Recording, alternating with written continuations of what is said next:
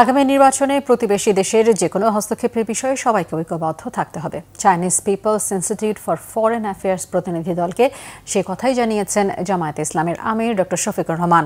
বৃহস্পতিবার রাজধানীর মগবাজারে বাংলাদেশ জামায়াতে ইসলামী কেন্দ্রীয় কার্যালয়ে দলটির আমির ডক্টর শফিকুর রহমানের সাথে সৌজন্য সাক্ষাৎ করেন Chinese People's Institute for Foreign Affairs vice president Zhou Pingjian সহ উচ্চ পর্যায়ের এক প্রতিনিধি দল। সাক্ষাৎ শেষে ব্রিফিংয়ে এসব কথা জানান দলটির সেক্রেটারি জেনারেল অধ্যাপক মিয়া গোলাম পরওয়ার। সকল গ্রহণযোগ্য নির্বাচনে জামায়াত অংশগ্রহণ করেছে বলেও জানান তিনি। অভ্যুত্থানের 1 বছর পেরিয়ে গেলেও দেশকে নিয়ে আওয়ামী লীগের ষড়যন্ত্র অব্যাহত আছে। সেই ষড়যন্ত্র মোকাবেলা করে দেশকে এগিয়ে নিতে জামায়াত আমির প্রত্যয় ব্যক্ত করেছেন বলেও জানান জামায়াতের সেক্রেটারি জেনারেল। যদি আমাদেরকে দেশ শাসনের দায়িত্ব দেন আগামী নির্বাচনে আপনারা অংশগ্রহণ করবেন, তার কি প্রস্তুতি?